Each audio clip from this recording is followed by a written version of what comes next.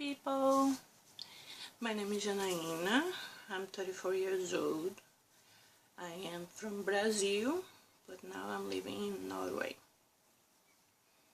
So today I'm a bit sad because the thing I want to talk about it is very uncomfortable, and it's about violence. My experience with violence, and I certainly have had and still have some experience with violence, but what changed is my perspective and my reaction towards these experiences. Now we see they have some terrorist attacks in England, and people get sad about it, but there are some types of violence that is not so open that you can just see and understand. Sometimes something can happen to you that you didn't even know that is actually violent. So when I was a kid, I used to wet my bed. I'd just be in a bed until I was a teenager, and I recently was reading that this can actually be in problems socializing or little development problems that I had, that it can actually be a sign of sexual abuse. But I don't remember being sexually abused, but when I was a baby or kid, I don't remember, but I remember that for no reason. I tried much. It was a big problem that I peed in my bed when I was, up until I was a teenager. So I still things that yet to learn. I'm doing therapy now, and it's yet to learn about, and it's really scary, you know, that if I find out that I have been, after all of being through that, I remember I still have things that I don't remember. That's scary.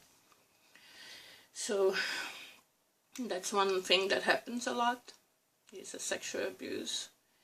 Children are being sexually abused. When I talk about this, it's for a lot of people that we know in person that this happened. So, or either happened to them or to their children, and it's horrifying. And yeah, but what I remember when I was a kid is that in Brazil it was not crime. It was not a crime for you to beat your children. There was no limitation, or the parents just did whatever they felt there was a punishment for the kids that did something to them, or something wrong, or being naughty or bad. So they just beat them. So what I remember, my first experience was that I felt, that's my experience. Sometimes we experience things differently. So I felt I have many brothers and sisters, but I was taken aside for a especially bad treatment. So my father and my mother was together to punish me in certain ways that was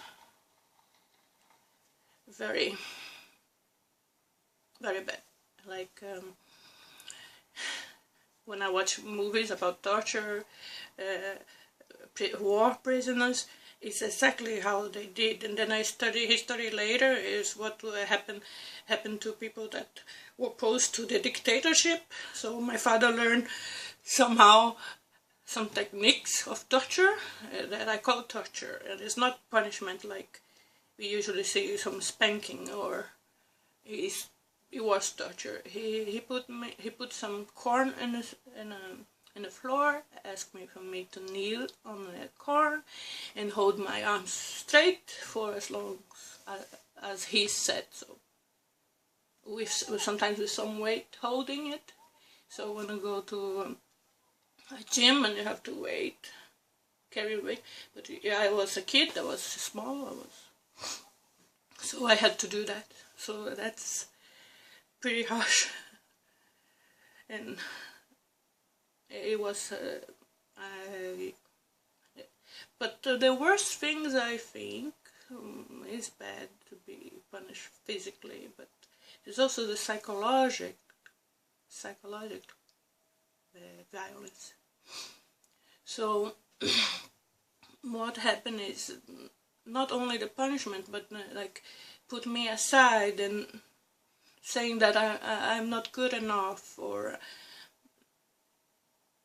some things like that. Like every other kid could go out and play, I couldn't, and anything I did was wrong, and still today I feel inadequate sometimes, and it's difficult for me to understand that this is just in my head, that it's not. There's nothing wrong with me, that's the way people treat me. So was many instances that this happened, but then also outside things. So in Brazil is very, very dangerous, you know. That's every time I watch some video of people that left Brazil, that's the thing that they don't miss, is the violence. Is very much inequality, people making a lot less money than others, and then it causes this violence that is everywhere.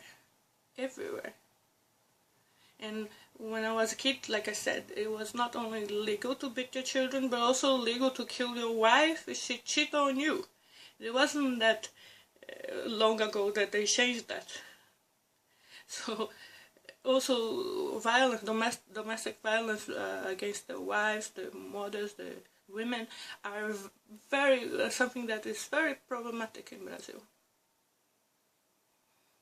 So when I was growing up, and I have a sister that's 2 years younger than me, and we were going out buying stuff in the store, and then when we come back, some man would put the hands on her panties. So this happened to me.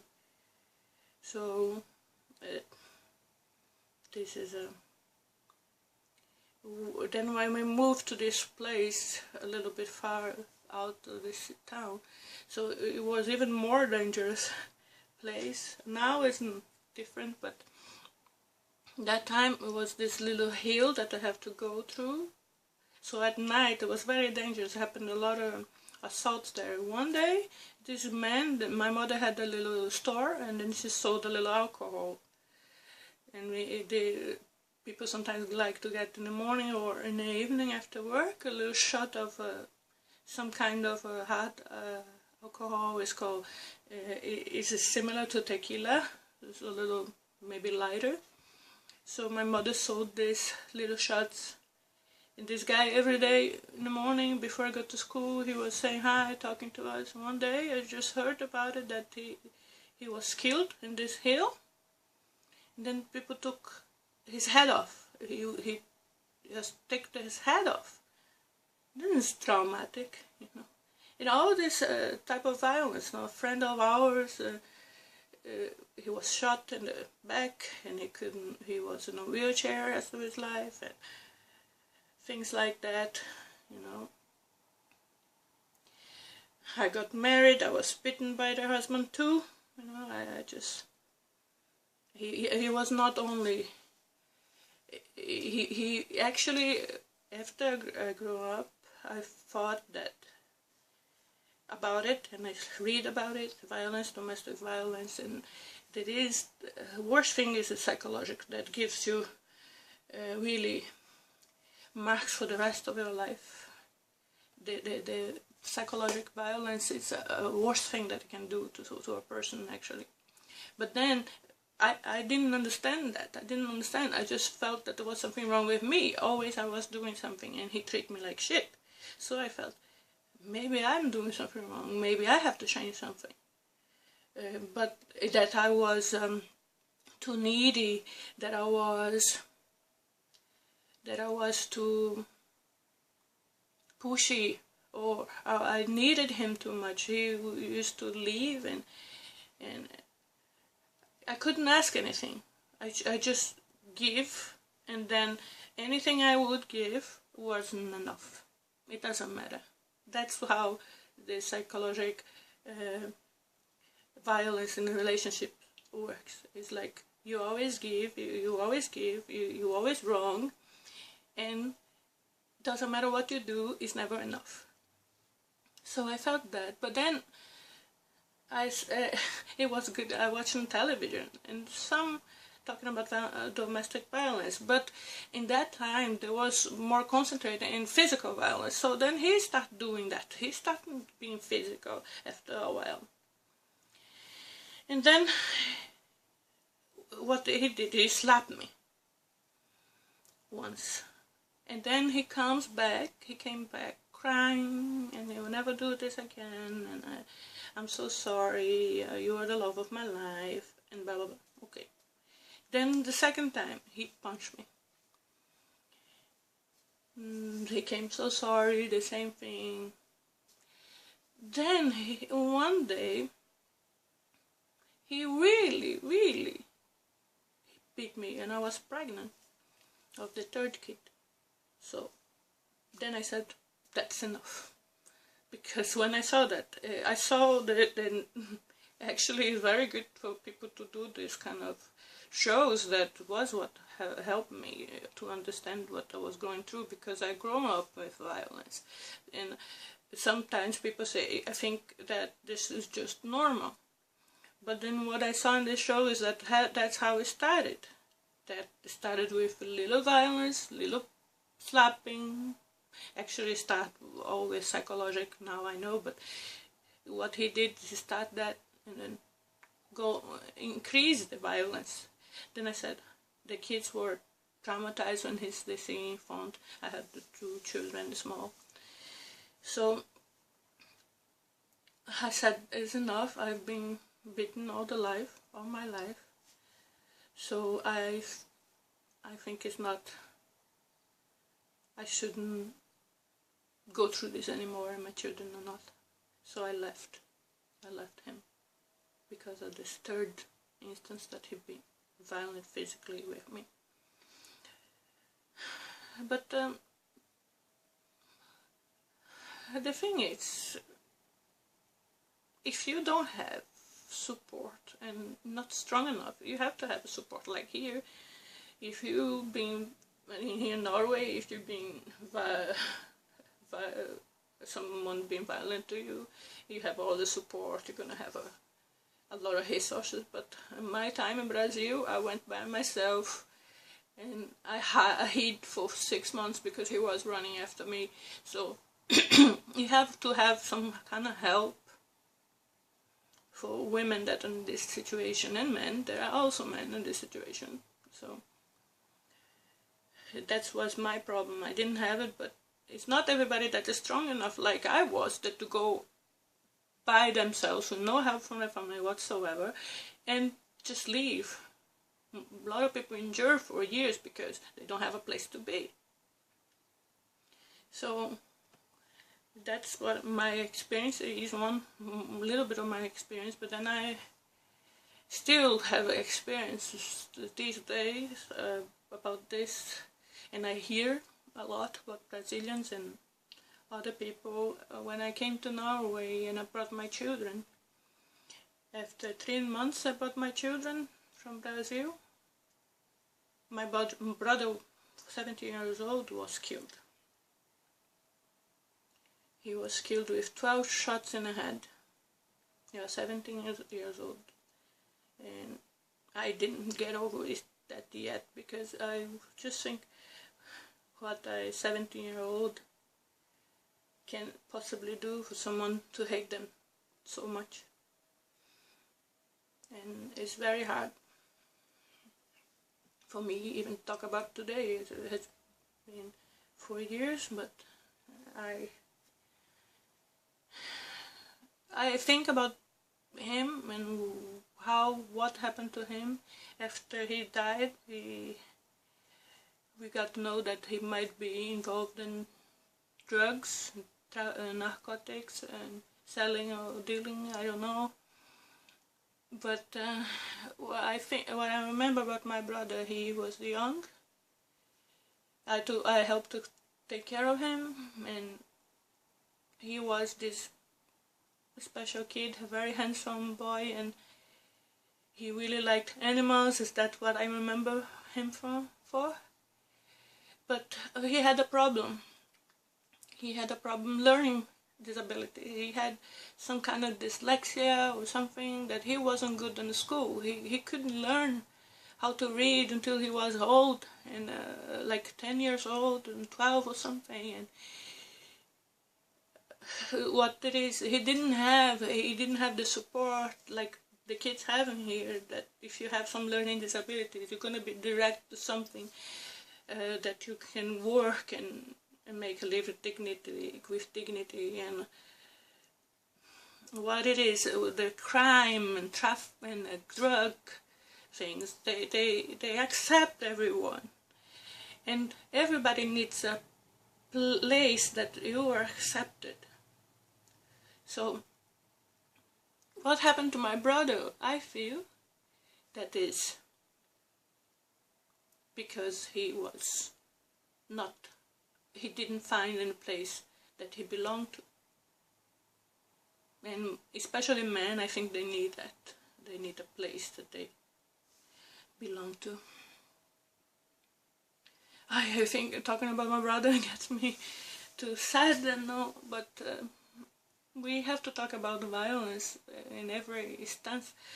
I feel that people talk about violence in different categories, and this happen. I think violence has a root in inequality and in disabilities and lack of belonging. People need to belong somewhere. That's also the reason people join a cult and religions that doesn't. They find a belonging, especially poor people. You know, these people, when I talk to people here in Norway, people are ignorant because they go through this. No, they're not ignorant. They're just people that have the needs, the need of belonging, and they have no other place to go sometimes other than a religion that is just brainwashing. You know, it's just what I have my experience with religion. Maybe I should make a video about that. That what it is that it's a place that we go that you feel you belong to. But it can also happen a lot of psychological violence in that, and I can talk about that later. But yeah, talking about our experience from other people too is like in relationships, it happens a lot. Okay, if you a woman in a relationship with someone and they make you do stuff all the time that you don't want to, you have to say no. You have to say no, I don't want to. Men should be supportive of their partner, supportive, not demanding stuff. You have to have agreement, a talk. You have to have communication. It's not always you, the woman should give, you know. It's very hard. Like I see women being coerced to be prostitutes, women being coerced to having abortions, women being coerced to have babies, you know. It is some kind of psychological and physical violence, you know, happening. Women coerced, women that are obligated to do stuff in the house as the only ones that are responsibility. This is violence too. And this takes time for the woman herself to learn that. You've been violent to me. And for me, that I've been submitted to violence the whole life, basically, it's kind of difficult to know what is a distorted vision, what it is love, what it is normal, and what it is violence. So yeah, I think that's enough. Maybe I should do another video about it, about this. But yeah, it's important to know what violence is so you can get rid of it in your life. Sorry about that, it's a little hard, but yeah, it's something I'm taking out of my chest. So when I'm inspired, and I think it takes a little while after all that. So, beijinhos.